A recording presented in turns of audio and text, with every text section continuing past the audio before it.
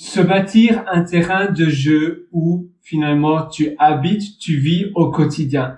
C'est important dans ta vie finalement que ton environnement soit vraiment en adéquation avec ton style de vie, avec ce que tu vis dans ton quotidien. Chaque jour, tu vis des choses. Chaque jour, tu expérimentes des choses. Et si tu n'es pas vraiment satisfait avec ce que tu réalises au quotidien, eh bien, il y a justement une rupture dans ce que toi tu as envie, dans l'ambition et dans les buts que tu as envie de réaliser, et ce que tu fais au quotidien, ton environnement, les habitudes que tu réalises chaque jour. C'est pour cela que c'est vraiment important que tu te questionnes et que tu visualises finalement ta journée en entier. Ça veut dire, ta journée, tu la visualises en entière du matin au soir et tu vois chaque routine, chaque habitude et comment tu pourrais modifier, transformer ces routines, ces habitudes en choses qui vont t'aider à évoluer. Souvent, on se dit, mais voilà, c'est intéressant, mais peut-être pour plus tard. Ou bien, oh bon, c'est bon pour une fois. Mais non, si tu le fais à chaque fois, au quotidien, tous les jours, de manière consistante, eh bien, ça va porter ses fruits. Tu vas avoir quelque chose qui va qui va avoir de la forme parce que tu vas voir petit à petit que tu réalises énormément de choses, que tu bâtis petit à petit plein de choses. Ton quotidien doit vraiment te hausser, il doit vraiment te porter vers le haut, t'amener vers tes ambitions et les choses que tu as envie de réaliser. Et si finalement ton quotidien, les personnes que tu côtoies ne te portent pas vers le haut, ne te portent pas vers ce que toi tu as envie de réaliser, ça veut dire qu'il y a une rupture tout simplement dans ce que toi tu veux faire et dans ce que tu subis au quotidien.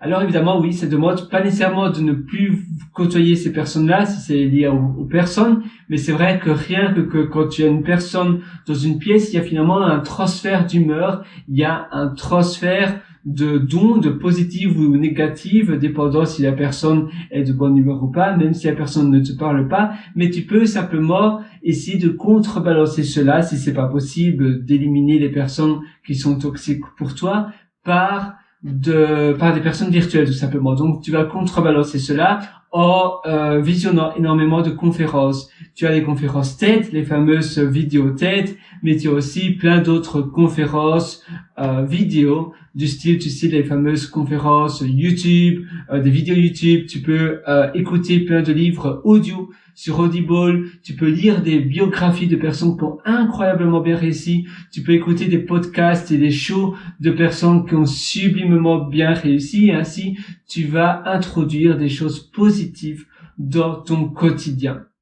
Et ton environnement, à nouveau, de préférence, je te conseille que ton environnement soit minimaliste. Regarde, tu vois, ça c'est ma chambre. Évidemment, mon lit est là, tu vois, j'ai un matelas comme cela, mais sinon, je l'enlève le matin quand je me réveille, et ainsi, c'est plus minimaliste. Bon, j'ai un peu de vêtements, un peu plus que d'habitude, c'est de ma copine, pour être honnête avec toi, c'est même pas de moi. Moi, j'en ai beaucoup moins. Évidemment, parfois, quand tu vis avec d'autres personnes, tu as des choses qui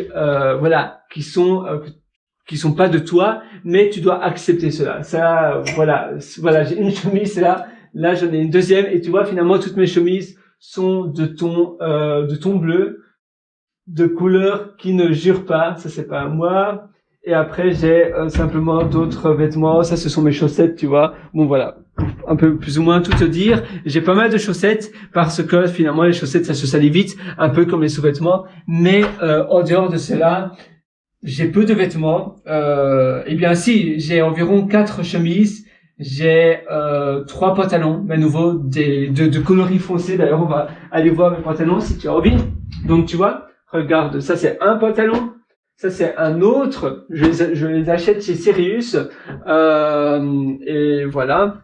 Et puis après là j'ai un pull. Et tu vois, finalement tout est plus ou moins de tons très similaires. Ah, là, j'enlève simplement une peluche Voilà, j'aime pas les peluches. Je pense que toi non plus. Mais à part cela, finalement, j'ai peu de choses. Et c'est vraiment un style d'environnement qui me rend bien, qui me rend léger. Et j'ai pas d'encombrement. Ça prend évidemment beaucoup moins de temps aussi pour le nettoyage. Mais c'est pas seulement lié au nettoyage, c'est aussi l'encombrement que tu te rends même pas compte.